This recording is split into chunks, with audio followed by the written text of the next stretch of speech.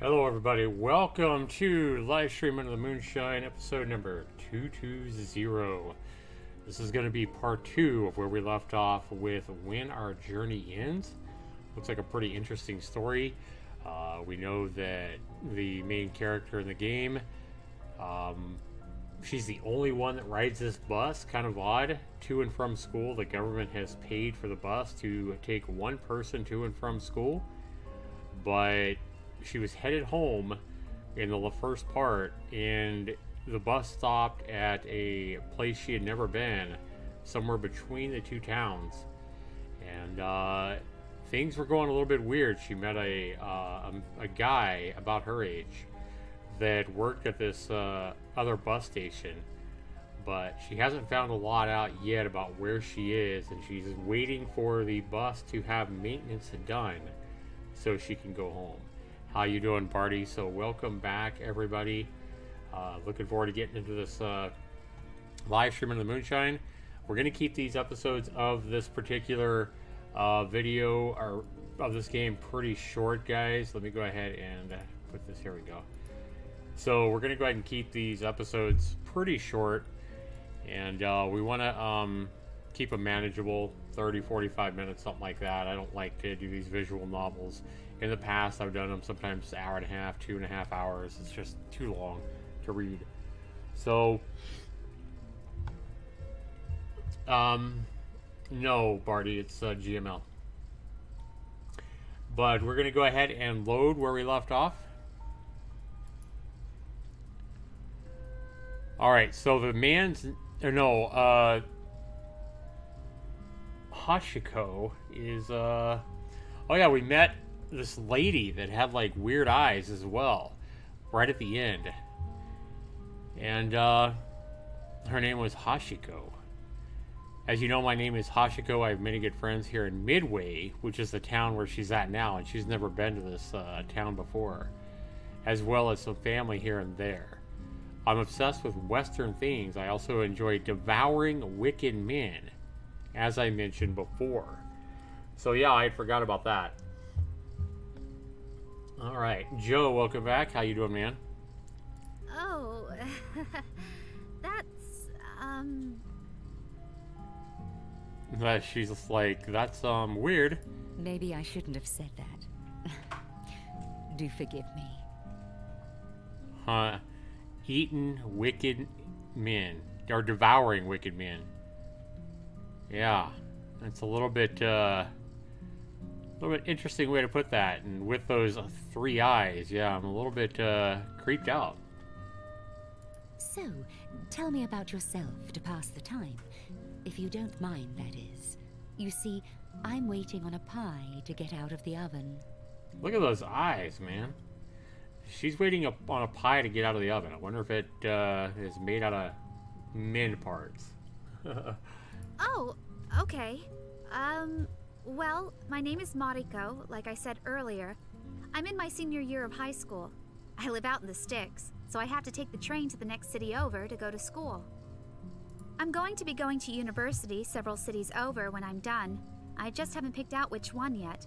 There are 2 that are close to each other, and it's between those 2. Okay. Oh, but you probably don't care about all that. I'm sorry. Oh, no worries, dear. I actually have a pretty good idea of who you are. It doesn't bore me, though. You see, my little friend, Hotaka, is quite taken with you. That's the young man that works at the station. The station. Look at that facial expression. Mariko, which is her, almost protests out of sheer embarrassment. But Hashiko holds one of her many hands up.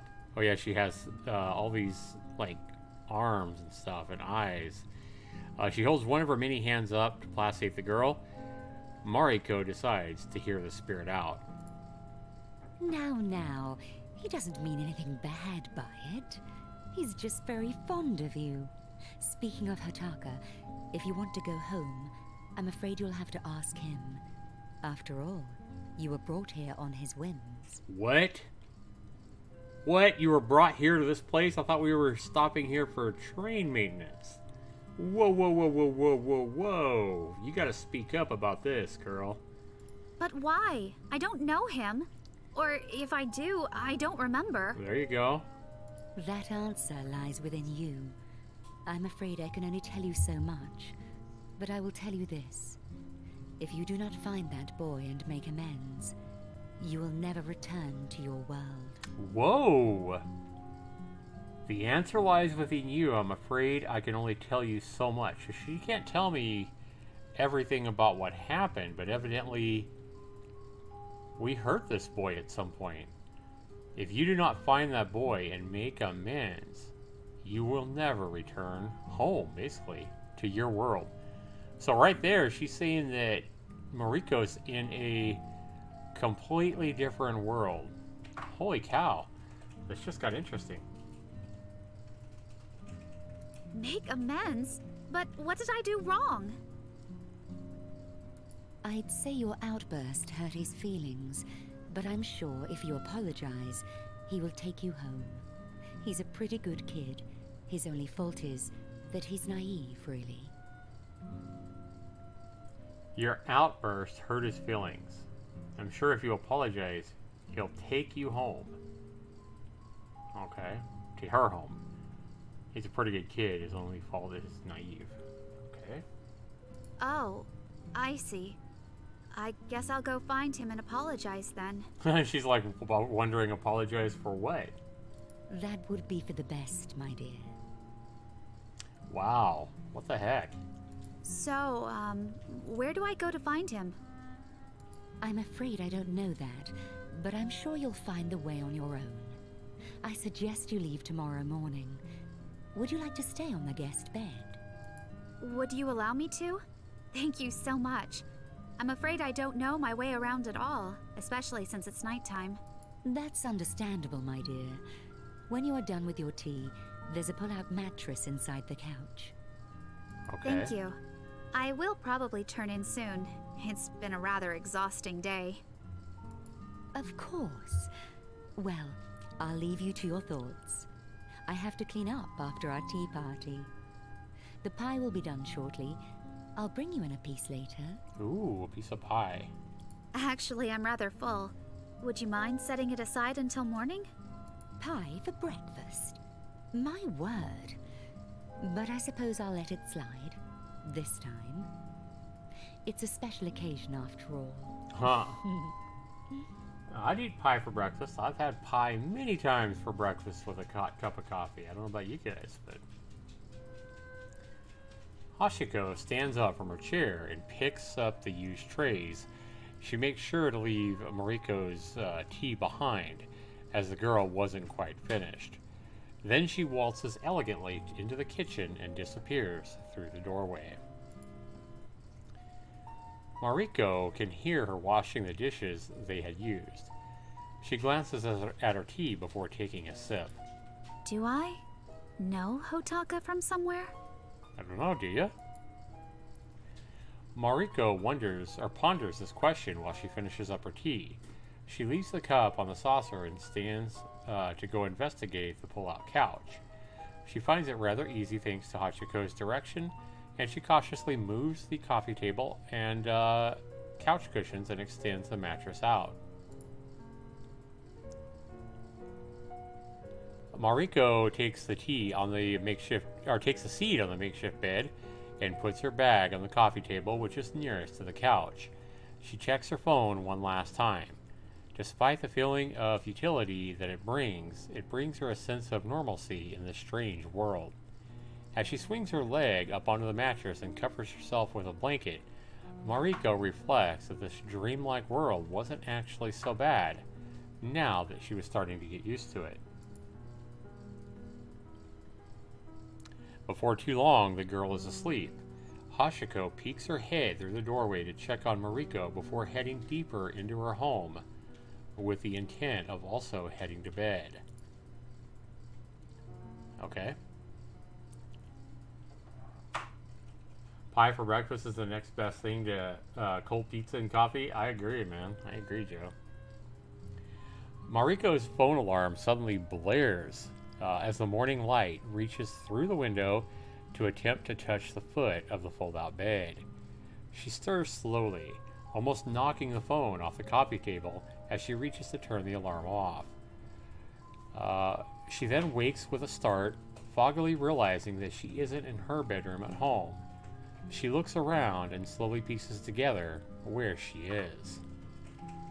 Yeah, it's always kind of weird when you wake up, especially in a place you never expected to be.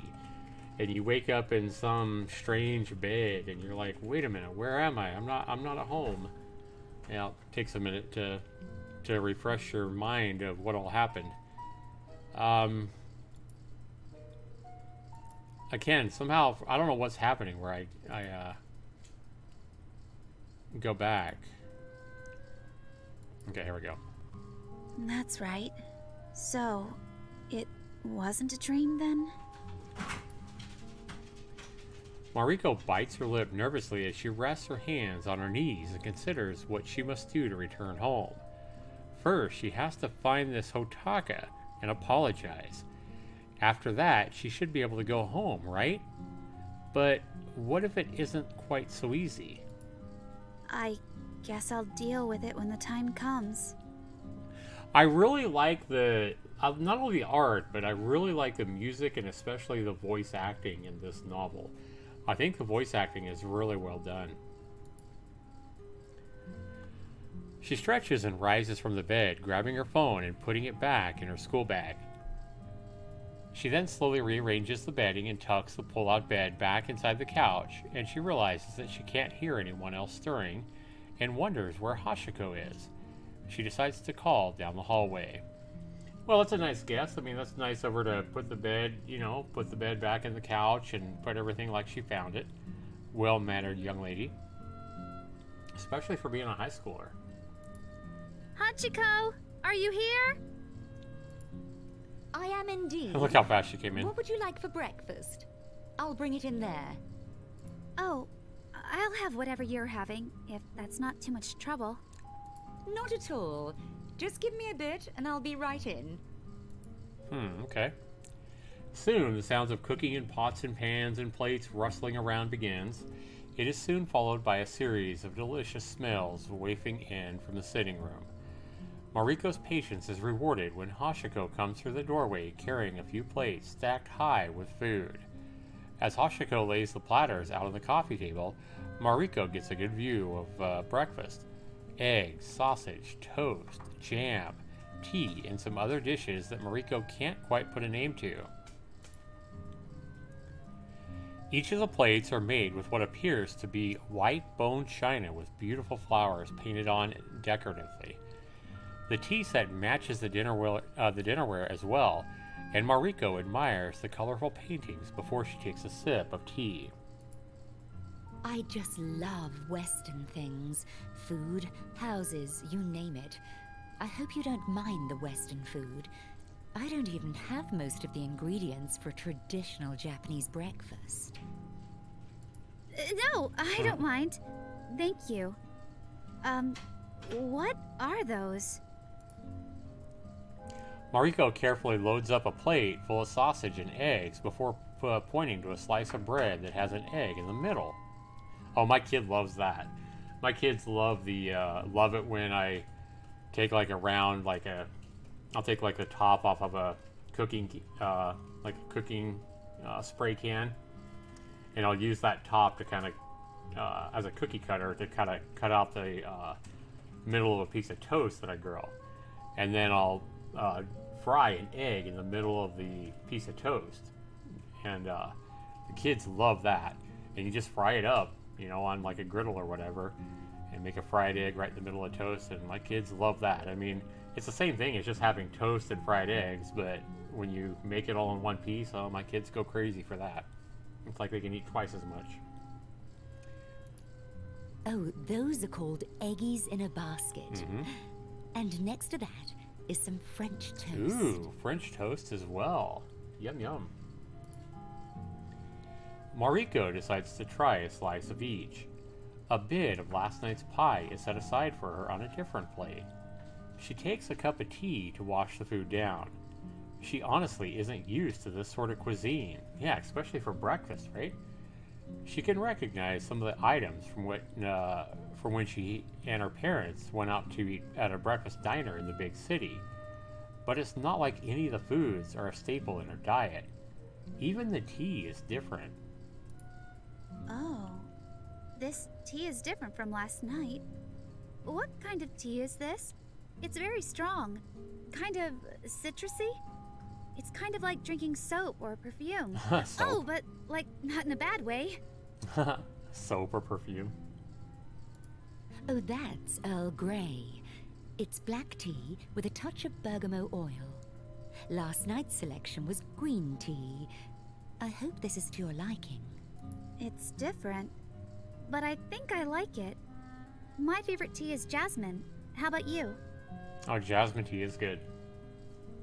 I must admit that I am a sucker for most teas. However, I'm not big on teas with spices.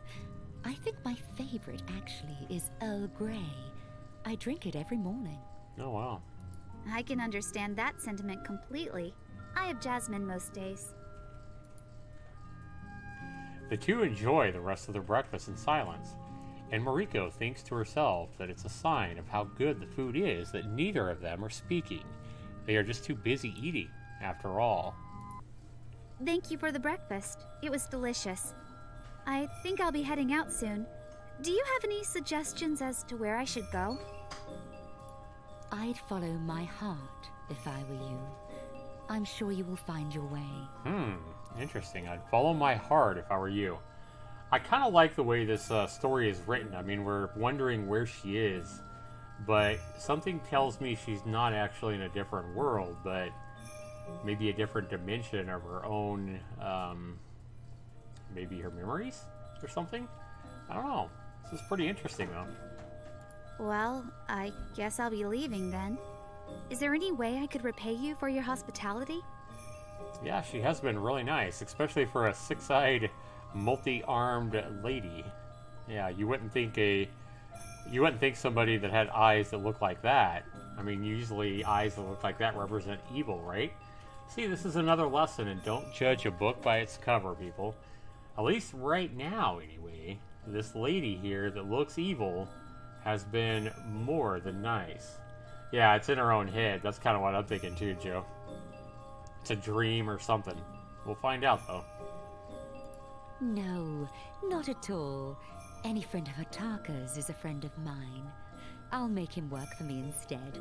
I'll probably wrap him up in gardening duty. Oh my. She's gonna make this Otaka guy, the guy that's her age that takes care of the station or that works at the station, do a lot of gardening to pay for her breakfast. Wow. That'd make me feel guilty. The spidery woman chuckles and Mariko laughs as well. She then bows her gratitude, grabs her bag and her shoes from the foyer, and puts them on before heading out. She thanks the lady again one last time, and Hachiko merely waves. Once the door is closed, Mariko makes her way out to the garden and onto the path. Or out of the garden and onto the path. It's a pretty house. Which way should I go? Look how pretty it is with all the trees and flowers and shrubs and stuff like that. I mean, I think that's like everybody's dream house. Like, I know when we started this whole visual novel back on Friday, it talks about how Mariko here hated living in the country and her dream was to live in the city. Where I think most people, especially if they live in any kind of town or city, I think most people in the city would love, love, love a house that looks something like this. A cozy little warm house, especially if it had like a fireplace and, you know, just a little yard like this with flowers and trees and green, lush vegetation and grass. Yeah, I think this would be most people's, like, this is like a fantasy, for sure. Yeah, I enjoy the art direction. I agree, Joe. So she says, which way should I go? Remember that Hachiko told you I would follow my heart. So, where's your heart leading you, Mariko? One direction leads back to the train station, and while Mariko wishes it were that simple, she has a gut feeling that she has to go further down the rabbit hole than she would like. She starts walking in the direction opposite of the train station. Okay, so she's kind of following her gut feeling. That's probably her heart talking right there.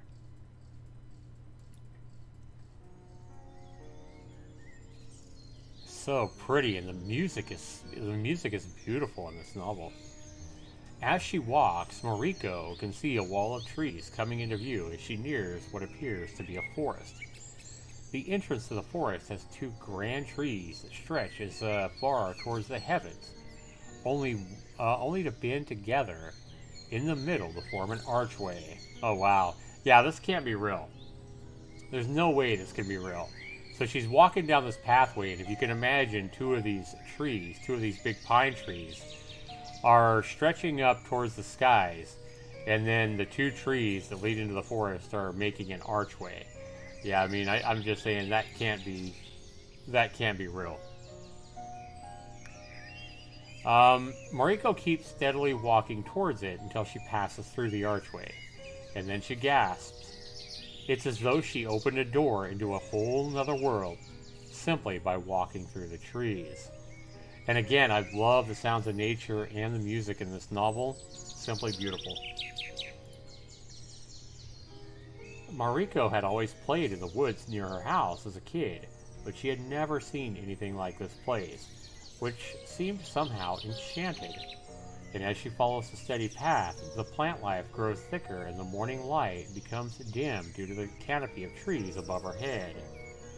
The world becomes greener and more lush the further in she walks. She's never seen anything so naturally beautiful before in her life. Dewdrops glitter on the plants, making for a beautiful light show as the sun plays off the water. Dragonflies and birds flirt and flutter about, enjoying the cool air and the plentiful plant life. Mariko can hear various wildlife sounds as she continues to walk down the path.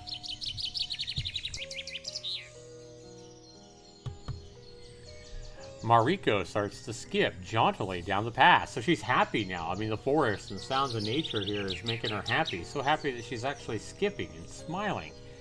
And she's skipping down the path, which does not seem to waver no matter how far she goes.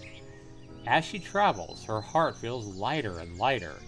She smiles and skips and twirls around a few times, absolutely taken away with the forest. She doesn't notice the figure in time as she runs right into somebody with a hearty thump. Yeah, is this going to be that young man? Oh no, it's not. Wow, who is this? She lands harshly on the ground and rubs her pain back. Mariko then looks up just in time. Oh, yeah, it's the fox spirit. Yeah, I remember her. To see the fox spirit from before. And the fox helps her up to her feet. Oh, I'm so sorry. I was Aina. just coming to greet you. I didn't realize you couldn't see me, Kon. Huh. Oh, it's you. From before. Aina is my name. Kon? Ina. So, you're really a fox spirit. Yes, indeed. I take pride in my status as a messenger for Inari, Kon. Oh yeah, you mentioned that you communicate with the gods. I'm impressed. Thank you for the compliment, miss. Hey, I'm sorry I called you an animatronic earlier. Well, I didn't mean to accuse you, but I was kind of in shock. I'd never seen spirits before. Yeah, no kidding. I'm sure you were shocked even further when you met Hachiko. I'm all right, miss. No harm done. Kon? So, why are you here? I'm sorry if this startles you, but it is rather urgent. What's wrong? I need to pass on a message to you, Kon. Whether or not Hotaka wants me to. Okay, so Hotaka is the young man she needs to talk to. What is it? I really like the voice acting here. What is it? That even if you go and apologize to him, he isn't inclined to help you go home. Personally, I don't think he's acting like himself. Something's wrong. Wow. Even if she goes and apologizes to him, he's not going to be inclined to help her go home. And he's not acting like himself, something's wrong. I wonder if he's in love with her or something. Like he doesn't want her to go home. Oh. No way! What more could he want from me? Aww. I think that's up to you to find Cone Cone. All right. I suppose I have to own up for hurting his feelings, and I honestly feel bad that he seems to know me, but I have no idea who he is. Yeah, that would be a bad feeling. Like, this guy is so hurt by him. I mean, so hurt by her. Something she did, and she doesn't even know who the hell he is. Not yet, anyway. I have a feeling she's gonna know who he is when she gets a little bit deeper, and when the light comes on. There's gonna be a light coming on for her, and she's gonna remember. And then we're probably gonna find out. Perhaps there's something to that. Yep, perhaps. I guess I'll start looking for him. You wouldn't happen to know where he is, do you? I'd say he's hidden himself away. You'll have to be clever to find him. Good luck. I'm sorry that I cannot help you more. I'd advise you to reflect on your earlier thoughts, Cone Cone. Gonna have to be clever to find him, huh? He's hidden. Wow. We're gonna have some kind of a puzzle now? Thank you. I'm sorry for bumping into you so hard. I guess I'll be going now. You are welcome, miss. I wish you the best on your journey, Cone. The two bow to each other and go their separate ways. Mariko looks back to check on the fox one last time, only to find that the spirit is nowhere to be seen. Mariko peers down the path but can see nothing, and shrugs it off as the fox spirit having used some sort of quick trick to get away quickly. Mariko walks for what seems like hours, with the path not changing one little bit. However, just when she's about to give up hope and turn around, a fork in the road catches her eye. There are 3 paths for her to take. Uh-oh. After a while of biting her lip, trying to decide which path to take, Mariko takes the path to the left. She walks for some time before coming across a beautiful glade. A small hill with a waterfall rests at the end of a pond at its base. At the edge of the water sits a familiar figure. Mariko walks around slowly towards her before rubbing her eyes, trying to see if what she's seeing is real. Who is it? Hello? It's a lady. Said it's a female figure. I was wondering when you'd show up here. Mariko's copy? What the heck? Yeah, when it said she saw a familiar familiar figure, I had no idea it was going to be herself. Okay, so now she's going to be talking to herself. Interesting. Who are you? I'm you. Why, I'm you, of Yep. course. I knew that was coming. I don't understand. You wouldn't. Look at me, I'm Mariko. I only care about keeping up my personal image in order to stay true to myself, Ouch. only to get lost in my own selfish brooding. Oh, wow. Yeah, you're being a little hard on yourself, I'd say, Mariko. Being a little bit hard on herself here. Yeah, that's pretty cruel. What? But I don't... Oh, yes, you do. You're just an ungrateful child. Oh, my. Look, the whole thing about me being ungrateful... Oh, wait a second. How do you know about my insecurities? I haven't told anyone. You've certainly berated yourself about it enough, and therefore you've berated me. Who are you? Look at that expression. You can't figure it out? Well, if you don't, you'll never leave this place. Answer my question. What am I? What am I? Okay, so you're me, but you also aren't me. You look like me and know my thoughts. You see what I really think of myself. All shiny and silver with a beautiful face. You look into me and find this place. All shiny and silver with a beautiful face. You look into me, so it's a reflection or a mirror. Or I would say a reflection. Yeah, she's got to be her reflection. Huh? Though eyes I have, they have no sight. I can't be seen in the black of night. If I move left, then you move right.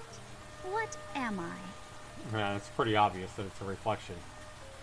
Yeah, harsh towards herself. I agree, Joe. Wow. I'm guessing those riddles are hints? Well, yeah. The being waits patiently as Mariko racks her brain for the answer. It is then that Mariko's eye catches her reflection in the pond water. So she's looking right into the water. Huh. You're not me. You're a mirror. My reflection. Is that the answer? You are, aren't you? Listen to her voice talking to herself. This is so good. You passed the test. Well done. The other Mariko disintegrates, and so too does the scenery around her. In the blink of an eye, Mariko has returned to the forked path.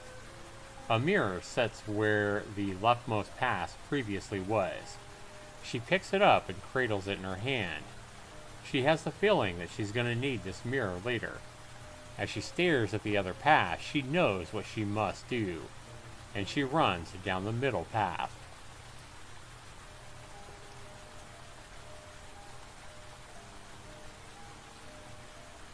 The central path leads to a glade much like the first one.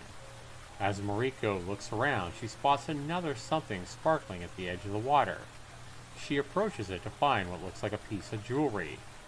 It's a large bead made of gemstone and shaped like a comma, like one of those traditional magnetomas Mariko had seen before in museums on school trips. So is this the next item for this quest that I'm on? Okay. She gingerly picks it up and opens her bag to find a good place to put it. It looks very fragile. She then almost drops it in surprise as she hears a sudden voice. Excuse me! Excuse me, young lady! I implore you to wait! Oh, wow. Mariko looks up in time to see what she assumes to be yet another spirit rushing up to her. She tentatively holds the jewel in her hand and straightens herself to address the spirit, who appears to be a rabbit of some kind. As Mariko looks at her clothing, it reminds her of the old paintings and handmaidens that she has seen in history books and in museums. Hello. Can I help you? I'm so sorry, but I need that jewel. It is very urgent, as my mistress has requested that I find it for her. Mariko stops to think on the spirit's request. Mariko herself might actually need this jewel, but she isn't entirely sure, and this handmaiden appears to need it very badly.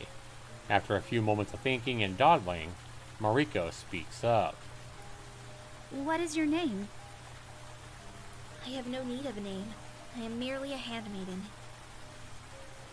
So your mistress is looking for this jewel? Yes, it became lost to her some time ago. We needed a human to enter the glade so we could better tell where it was. Okay. I might need this jewel, though. Do you think I could use it and then return it to you? I'm sorry, but it is of utmost importance that I get this jewel immediately. You seem to need this more than I do. Here, take it. Aw, nice of her. The handmaiden bows her gratitude and speaks one last time. Thank you kindly. Your generosity has been made note of. Alright. And with that, the handmaiden disappears with the scenery around her, much like the last glade. Mariko knows what to expect when she opens her eyes next.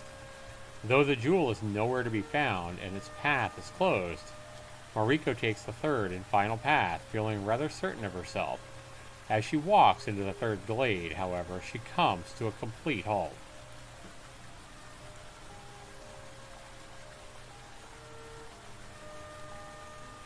At the water's edge is another spirit. This time, it's a tanuki.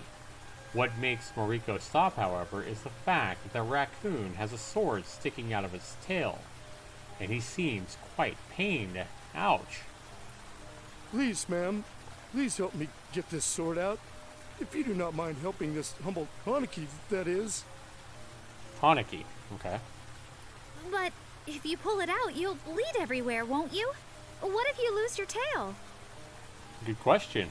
Freedom is what I yearn for, ma'am. Please grant it to me. However, I must warn you, if you help me, my pain will be transferred to you. Oh, wow. If you help me, the pain I'm feeling is going to be transferred to you. That would be a hard one to do. Wow, what's she going to do? Mariko, who is more than willing to help a moment before, now suddenly hesitates. She doesn't want to be in pain, but seeing this poor raccoon trapped here makes her very unhappy. Does it hurt terribly? About as much as you'd expect, really. It's better when I don't move. Okay, I'm going to help you out. Mariko grits her teeth and walks towards the raccoon, preparing for the transferring of pain as she grips the hilt of the sword. As Mariko grasps the sword, she realizes what Tanuki meant. The handle of the sword has two sharp, thorn-like protrusions. Oh, okay. Gripping them is unavoidable if she wants to get a strong enough hold on the sword to pull it out. So, two thorn-like protrusions on the handle, and it's going to hurt her hands to grasp it hard enough to pull the sword out. Ouch. Mariko then pulls with all of her might, extracting the sword from the raccoon's tail in one smooth motion. Good job, Mariko. She can feel the pain of the Tanuki travel up the sword and into her hands, moving up her arms and across her body. She cries out in pain and collapses to the ground, a sword in her hand. It's like nothing she's ever felt before.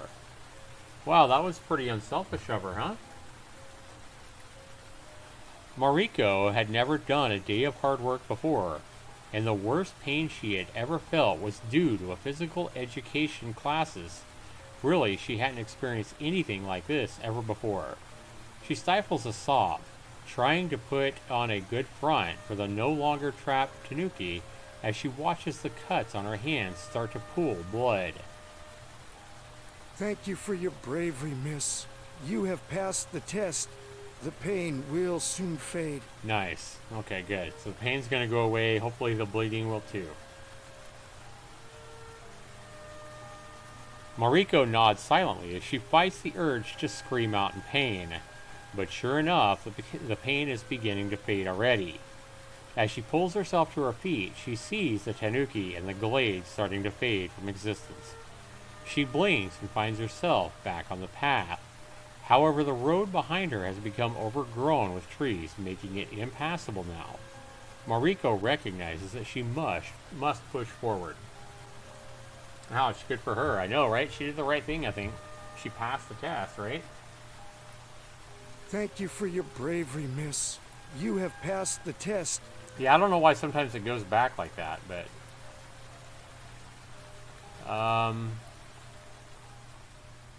Okay, we get an achievement, Valor. Here we go. Mariko makes her way towards the figure cautiously, some sort of... Wait a minute. We missed something, I feel like. We missed something. How do I go back?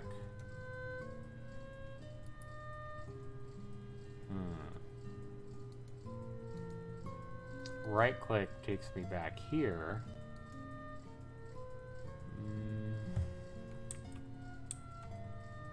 Darn it. Alright, I guess she saw this figure walking down the path. Mariko wakes her way towards the figure cautiously. Some sort of halo wraps golden light around the woman. The person seems to be a woman, anyway. However, she is so radiant that the girl cannot keep her eyes on the figure for very long because she's so bright. Finally, she speaks to Mariko. She has that comma. Welcome, child of man. I see you've brought me my treasures. Okay. The mirror and the thing. Comma. Oh? I found this sword and mirror. There was a jewel, too, but I gave it away. Did you now? How generous of you. The radiant woman makes a motion with her hand, and suddenly the handmaiden appears. The handmaiden holds a box with a jewel neatly placed inside of it. Indeed, the girl's generosity is true. Here is the gem, mistress. Do you realize what you have proven for collecting these items? I'm afraid not. You have shown your true colors, proving that you are a person with 3 qualities I hold dear: benevolence, valor, and wisdom. You have impressed me, child. Wow. With this title, I wonder if this is happening. I wonder if this is happening as she's dying. That's a good thought. That's a good thought, Joe. It could be. Could very well be. And yeah, when our journey ends, I think you might be onto something. Thank you, ma'am. If you hand over those items in offering, I will bequeath upon you a gift. It should help you on your journey. However, I must warn you to choose wisely. Your choice will reflect your innermost feelings, and in turn will have an effect on your future. Okay. I'm going to give you a gift. It'll help you on your journey. However, I must warn you to choose wisely. Your choice will reflect your innermost feelings, and it will in turn have an effect on your future. The handmaiden steps forward to accept the items from Mariko, who hands them over almost clumsily compared to the handmaiden's grace. Come now, choose an object from the box. Okay. Mariko looks at the box that the woman has presented to her. It looks like an old-fashioned chest and has some sort of insignia on it. She slowly opens the top of the box and peers down inside. Within the box is a rather innocuous item. But it's a train ticket. Oh, a train ticket going home, huh? Indeed. It will allow you to return to your home, should you choose to use it. Oh man, that would be so tempting. We know how bad she wants to go home. Really? Yes, but if you use it immediately, there may be repercussions, whether or not you realize them. The choice is yours. Well, remember, we haven't apologized to Hariko, or whatever his name is, yet.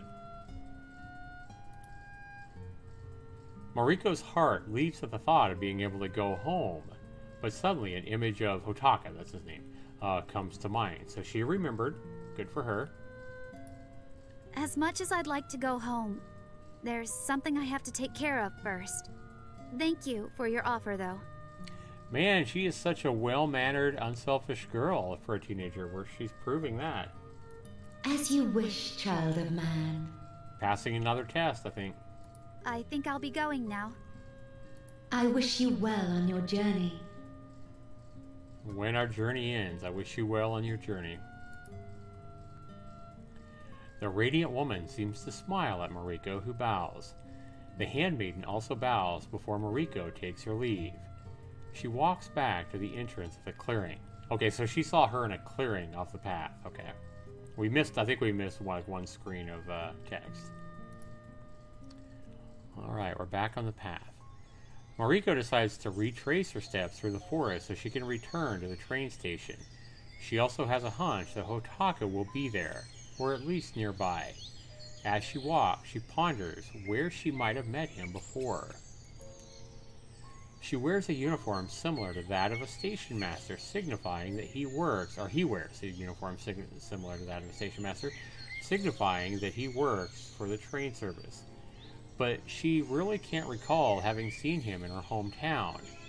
Was he from the train station or of the town where she goes to school? No, that just doesn't seem right either. And what is he doing in Midway anyway? He looks like a normal kid, not some sort of spirit like everyone else that she's met on her journey here. Mariko frowns as she passes through the wooded area. She glances through the trees and down the path, trying to measure how much longer she has to go. It is not very long before she can see the road opening up. In the distance, she can see Hachiko's house, and even further away is the train station.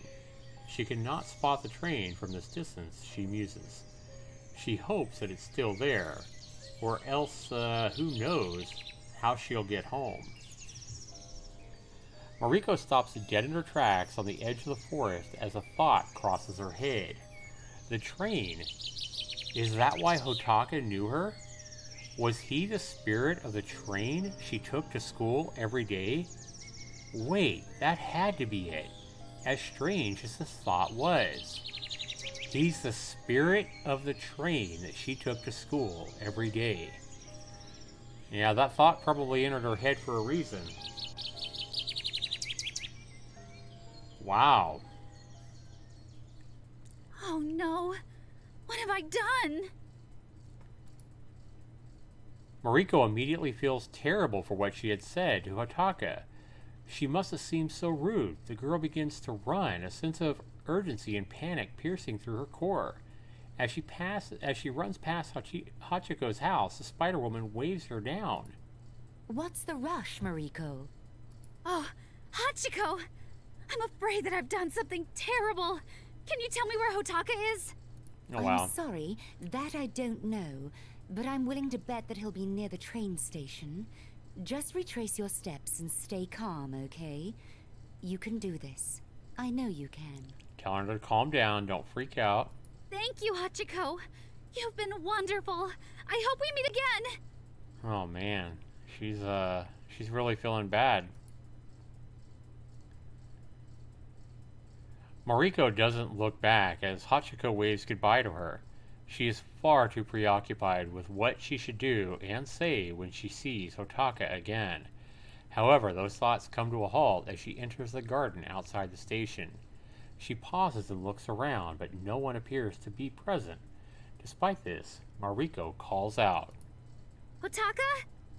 Hotaka? I know you're here. Please, let's talk. Silence meets her ears, but a form begins to take shape near the fountain. Sitting at the fountain edge is Hotaka. He stares down at his feet dejectedly and does not acknowledge Mariko. She approaches slowly and takes a seat right next to him. She then leans down to make eye contact with him. Hotaka? No, I've done enough waiting. This was my only chance to get through to her. Hey, it's me, Mariko. It's like you don't hear her. I've come to apologize. Why bother? It's not like there's anything you can do. No, but I still want to apologize. I treated you poorly, and I've never been grateful to you in the first place. She's still assuming that he's the spirit of the train she's been taken to school. Hotaka hesitantly looks up at her through his tears in his eyes. You know, when I realized that my time was almost up, I knew I had to bring you here. I don't want to retire. I don't want to move on. I want to be useful still. I don't want to say goodbye. So he's the spirit of the train, and the train's time is almost up. Embrace Hotaka or keep a distance? Ooh.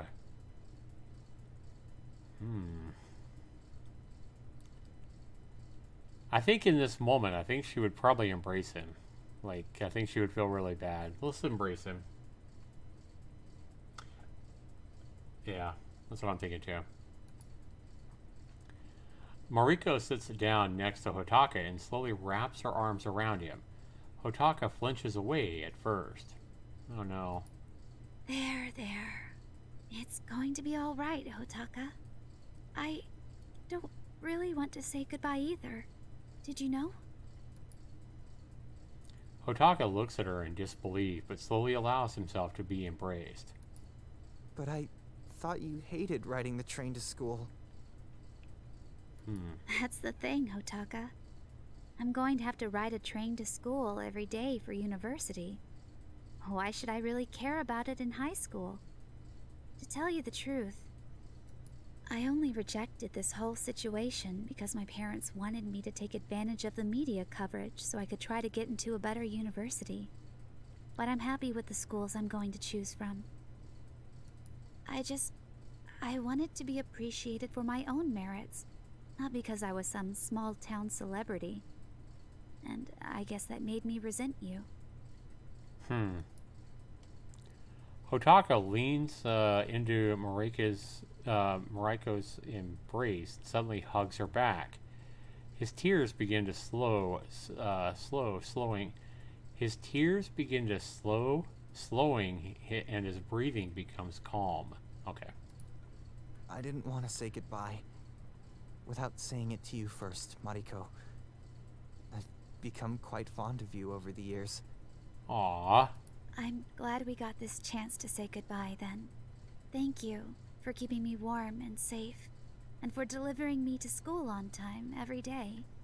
You haven't broken down once, have you? Well, except for now. Huh. No, not once. The two laugh a little at the thought and release their hold on each other. They talk for some time, and as they talk, the sun arcs through the sky. And when it becomes evening, Hotaka addresses Mariko sternly. I'm afraid I have to take you home now. If you will permit me to, that is. Of course. But I'll miss you. I'll be there for you until you graduate. Just remember this day fondly, if you can. Aww. I'll do my best. Mariko wipes the tears budding in her eyes, and Hotaka takes her hand. He leads her towards the station, and together they go to approach the train.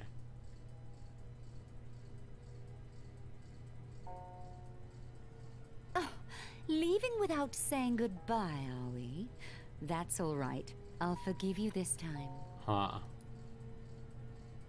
Mariko and Hotaka turn around and to see a bit of a crowd forming at the station.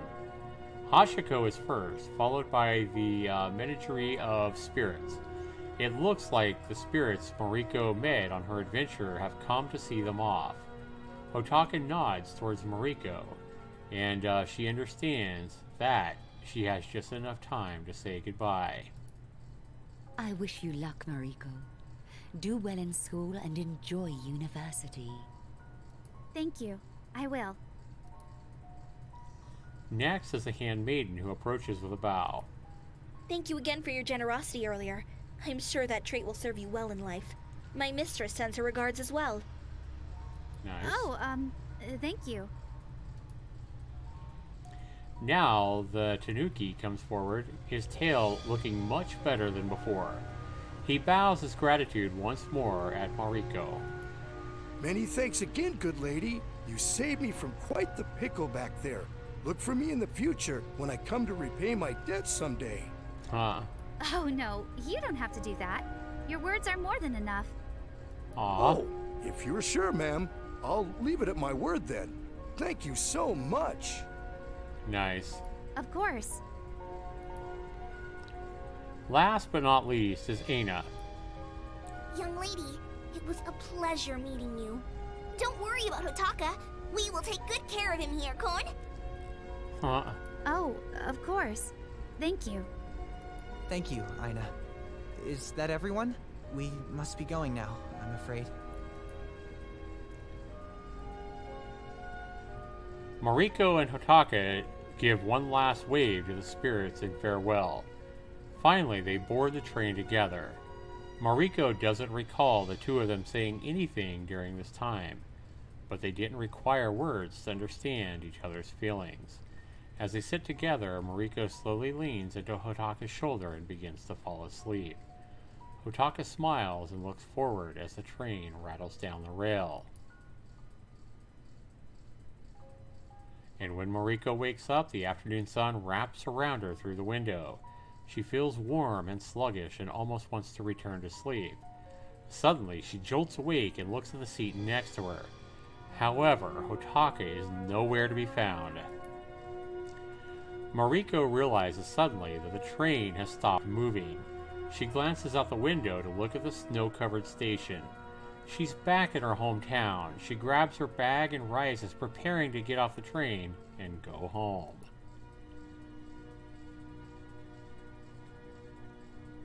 Yay!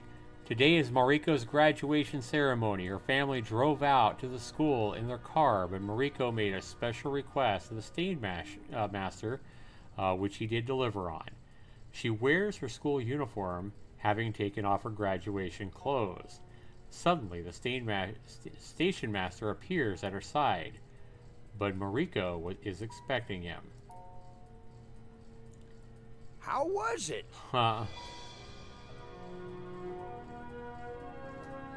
So this is the station master, the old man that drives the train every day. It was an experience I hope not to forget. I wish to return someday. I think you will, miss. And with that, the two glance at the train together one last time. Have a safe trip, miss. I will. Thank you. Mariko then boards the train to head home one final time.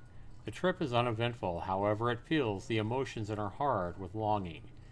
She can almost feel like Hotaka is present. However, when she turns to look at him, nobody's there on the train car. But she knows that he is always with her. She smiles at her reflection in the window. It's a comforting thought to have as the countryside flies by. She'll never get to see this farmland again, she muses. Finally, the train buckles to a halt. The familiar screeching noise wafts through the air. As she steps out of the train, she gives one final look down the train car and waves goodbye to the train. Her hand lingers on the side of the train as she quietly wishes Hotaka a good retirement. Thank you. Goodbye.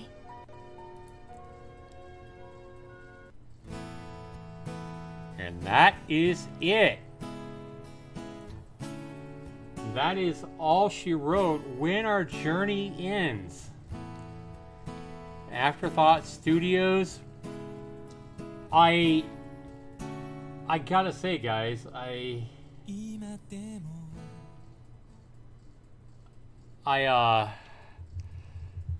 love the music in this. I thought the voice acting was superb. The story, I don't think the story was as, I don't know. I didn't really like the story as much as I thought I would, especially when we started reading it on Friday. I just had a feeling, one thing I had a feeling is going to be a little bit longer than it was. I mean, it's definitely a warm, cozy story about her getting on a train and the train spirit and yeah, and then when you said that, I was like, man, we're going to be in for some really epic, sad ending or something like that.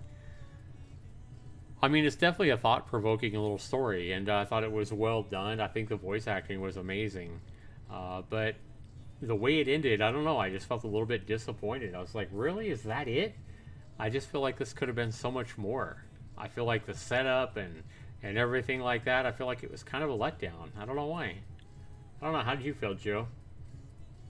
Did you like it? I think the art and the music and the voice acting was really well done. I guess I'm just a little bit disappointed in the story itself and the way it ended as well. It just kind of fell flat, I think. I don't know. I just feel like it should have been better. I mean, it's definitely not bad.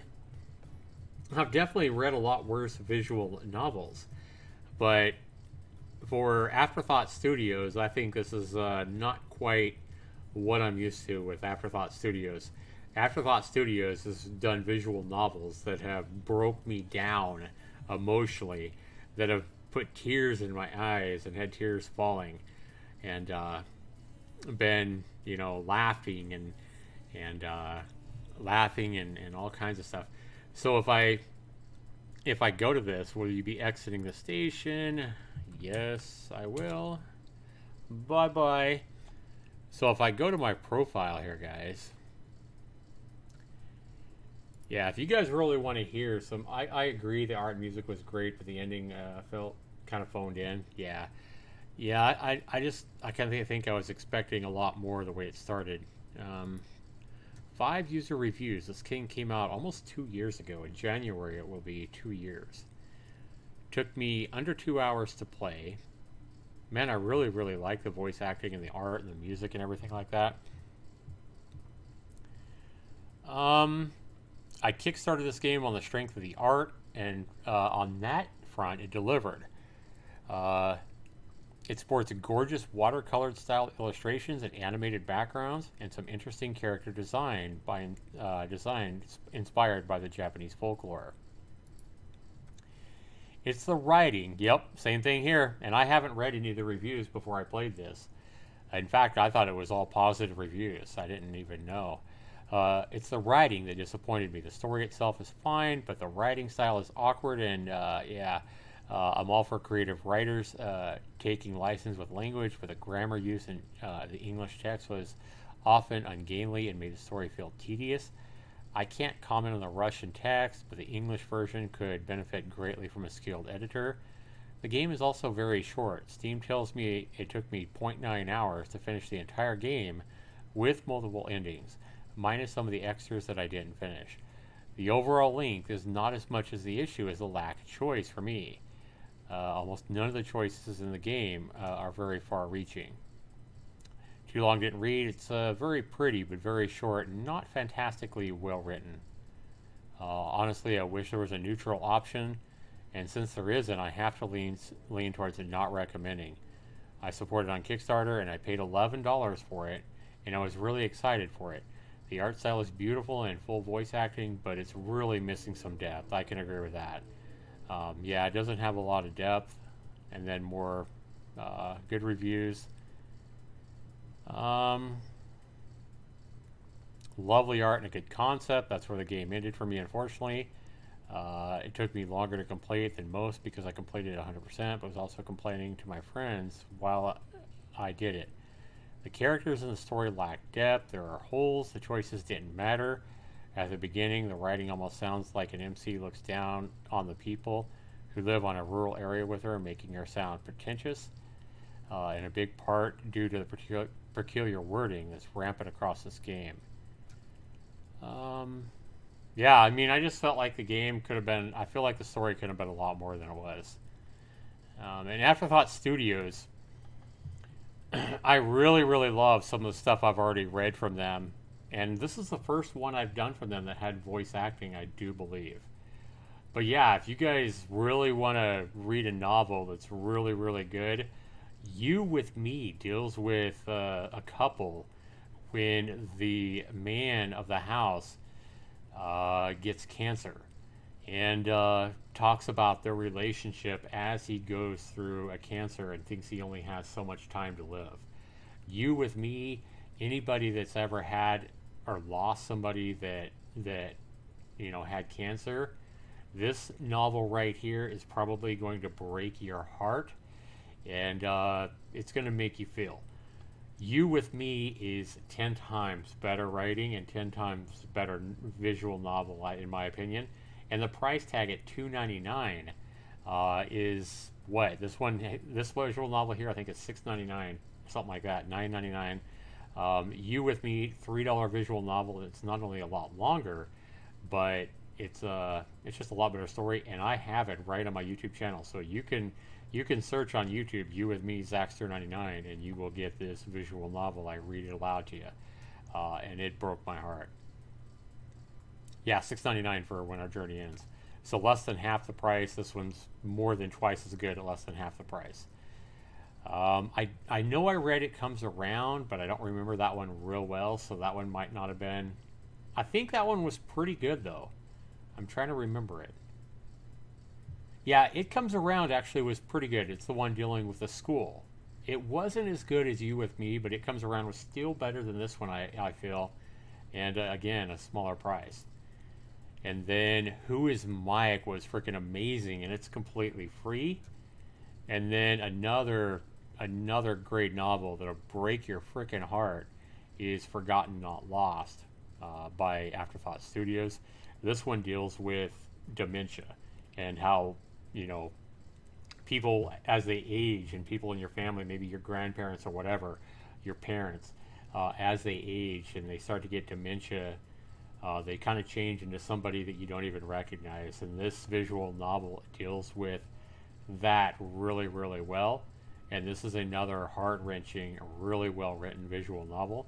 I love, love, love Forgotten Not Lost. I love, love, love Who is Mike, kind of a horror visual novel. And you guys can find me reading all of these on my YouTube channel, so be sure and check those out over on my YouTube channel. And then again, You With Me, Dealing with Cancer. All of those, and even It Comes Around, not as good as the other three, but I remember it's pretty good. And I was kind of left disappointed with this one, the highest price of all of them. Yep. Now they have another one coming out soon called A More Beautiful World, and they have a demo for it as well. Maybe we'll do that one of these live stream under the Moonshines coming up.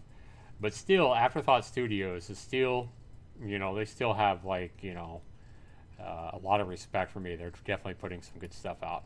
I just felt a little bit disappointed by this visual novel, and I think part of my disappointment comes from the fact that it was developed and published by Afterthought Studios. So I think I have a little higher expectations for them with visual novels than, you know, somebody other developers.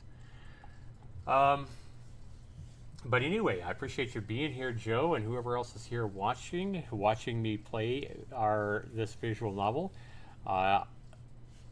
And I want to go ahead, and I do believe Afterthought Studios gave me this key. I believe they gave me a key to this some months ago, and I just haven't, you know, I haven't read it until now. But I believe they gave it to me like maybe a year ago or something like that. I've had the key to this this visual novel for quite some time. But we finally got around to reading it, and sadly, it's a little bit disappointing compared to other stuff I've read from them. But I want to thank you guys for watching. We're just a little bit over an hour, and we're going to get into something new tomorrow then on Livestream Under the Moonshine, episode number 221. I don't know yet what that'll be, but I know that I will be streaming Dead by Daylight probably here soon. I'm probably going to get something to drink. I'm probably going to be doing some Dead by Daylight here in a little bit until I go to bed, until I get tired. And then tomorrow morning, I might just go to bed. I may not come back on tonight. I may just go to bed. That way when I could come on tomorrow, I can log into Dead by Daylight. And the new DLC is expected to launch tomorrow. So we're going to have the new Survivor, the new Killer, all the new changes. That should be fun. I think I broke your spam rule. Good night, Zax. I broke your no spam rule. No, you're fine, Joe. I appreciate you being here. Thanks so much. Hopefully you enjoyed it. We'll see you guys probably tomorrow, guys. Thanks so much for being here. Love you guys, and thanks for watching. Take care, everybody.